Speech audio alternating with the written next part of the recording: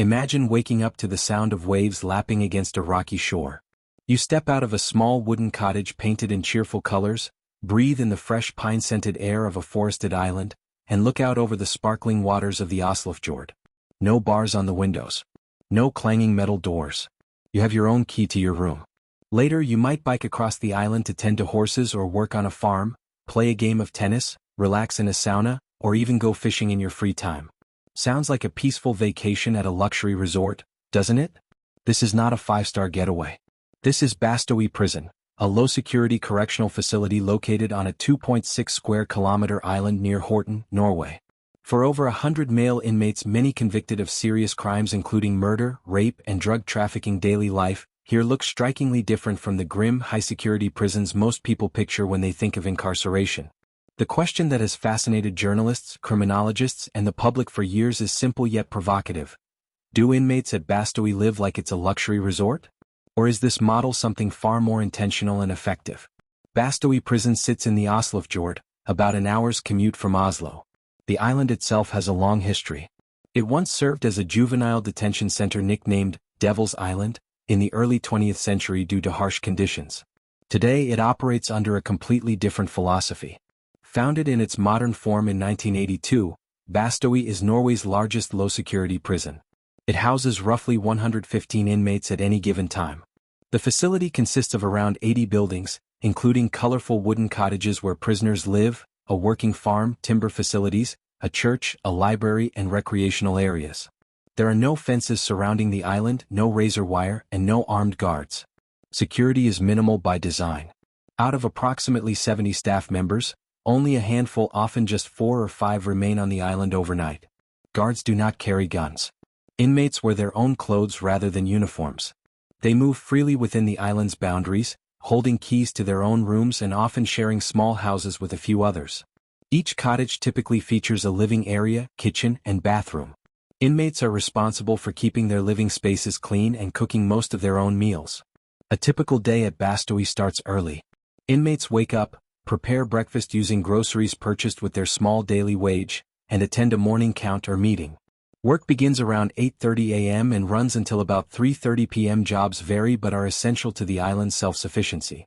Some inmates work on the prison farm, tending crops, caring for animals including horses and cows, or maintaining greenhouses.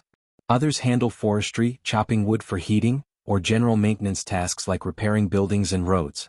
A few prepare meals for the entire population or work in the timber operation. These activities are not optional. They form the core of the daily routine and are meant to instill discipline, responsibility, and practical skills.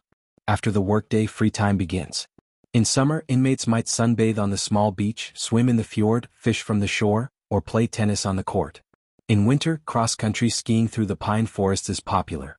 There is a sauna available, a library stocked with books, and occasional cultural or educational activities. Family visits are encouraged, and in some cases, private rooms allow for conjugal visits, helping maintain relationships that will be crucial upon release. One meal per day is often provided by the prison, but inmates handle the rest themselves, learning to budget their modest earnings around 60 to 130 Norwegian kroner per workday, roughly $6 to $12 depending on the year and exact rate. This setup is rooted in Norway's broader correctional philosophy known as the principle of normality, or Normality principle. The idea is straightforward. Life inside prison should resemble life outside as closely as possible. Punishment comes from the loss of liberty itself, the inability to leave the island or live freely in society, not from additional suffering, degradation, or isolation. Norwegian authorities believe that treating prisoners with dignity and giving them responsibility prepares them better for successful reintegration. The goal is not to create better prisoners, but to create better neighbors, who can return to society as productive citizens. Governor Arne Kvernvik Nilsen, who led Bastoy for many years, famously addressed critics who called the facility a holiday camp. He replied, "If we have created a holiday camp for criminals, so what?" His point was pragmatic. The real measure of success is not how harsh the conditions feel but how effectively the system reduces crime in the long run. By most accounts, the approach works. Norway reports one of the lowest recidivism rates in the world, around 20% nationally within 2 years of release.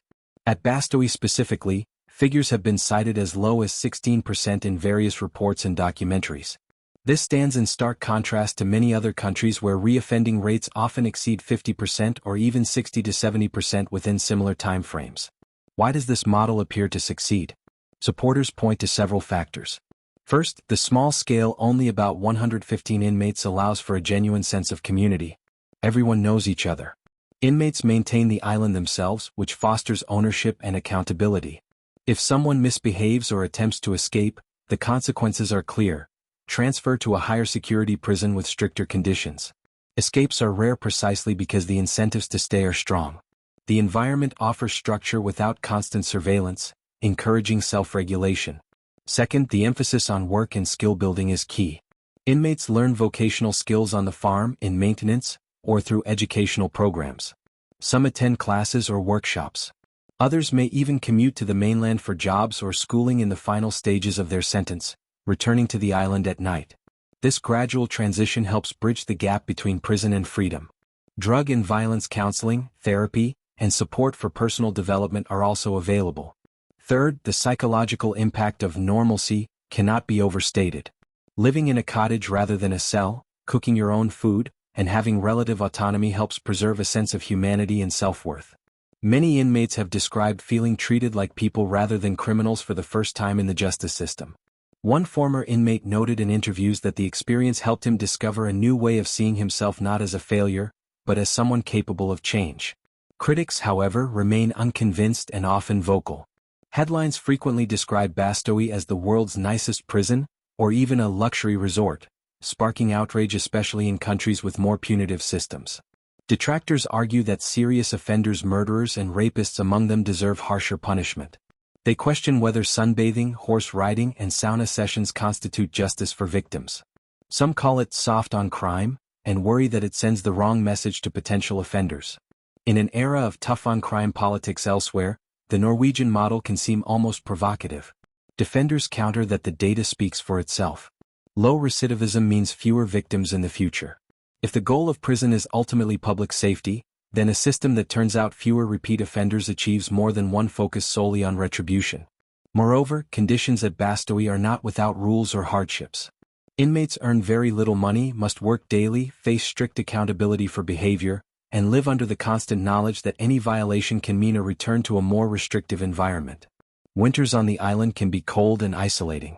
The transition back to society after release can still be challenging, as the comforts of the island contrast sharply with real-world pressures like finding housing and employment. It is also important to note that Bastoy is not representative of all Norwegian prisons. Norway operates a mix of facilities, from high-security closed prisons to open ones like Bastoy. The country's overall prison population is small, around 3,000 inmates as of recent years, with an incarceration rate of about 54 per 100,000 people. This is far lower than in many other Western nations. Pretrial detainees make up a significant portion, and the system emphasizes alternatives to incarceration where possible. Bastoy represents the progressive end of the spectrum, reserved for inmates who are deemed suitable for low-security placement, often later in their sentences. The island's self-sufficiency adds another layer. The farm produces food that feeds both inmates and staff. Timber work supports maintenance. Inmates contribute meaningfully to the community they live in. This mirrors broader Norwegian values of equality, welfare and rehabilitation embedded in the welfare state. The criminal justice system here views crime partly through a social lens, addressing underlying issues like addiction, poverty, lack of education, or mental health rather than purely moral failing. Comparisons to other countries highlight the differences. In the United States, for example, recidivism rates hover around 50 to 70% in many states, with prisons often criticized for overcrowding, violence, and limited rehabilitation programs. Cells are shared, work may be menial or unavailable, and the focus leans more toward punishment and incapacitation. Similar debates exist in the UK and elsewhere. When delegations from other nations visit Bastoy, reactions range from inspiration to skepticism. Some wonder whether the model could translate to larger, more diverse societies with different cultural attitudes toward crime. Yet the Norwegian experiment continues to draw global attention. Documentaries, articles and outlets like CNN, The Guardian and Forbes have profiled Bastoy, often using striking visuals of the scenic island to contrast with expectations of prison life. The library on the island has even been recognized internationally for its role in education and personal growth. Inmates have access to books, and reading is encouraged as a way to expand horizons. As of the mid-2020s, the core elements of Bastoy remain in place despite occasional pressures from austerity or changing political climates. Norway's recidivism rate stays among the lowest worldwide at around 20%.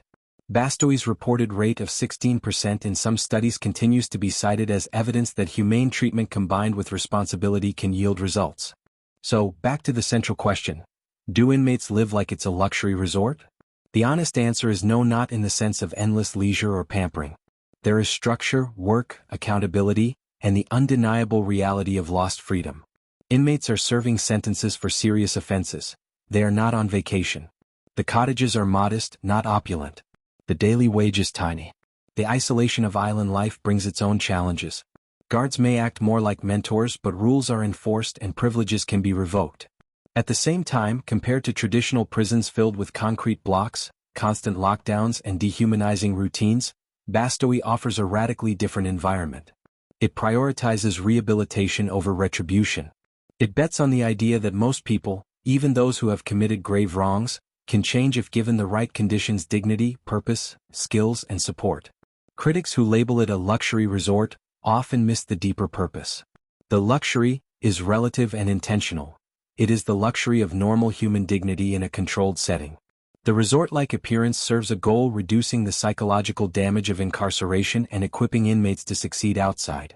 If that results in fewer crimes and safer communities, many Norwegians consider it a worthwhile investment. Ultimately, Bastoy challenges us to rethink what prison is for. Is it revenge, containment, or transformation? Norway's answer leans heavily toward the latter.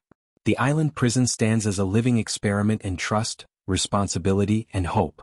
Whether this model can or should be replicated elsewhere depends on cultural, political, and social contexts. But its results invite serious consideration. For those who have served time at Bastoy, the experience often marks a turning point. Many leave with practical skills, a renewed sense of self, and connections that help them rebuild.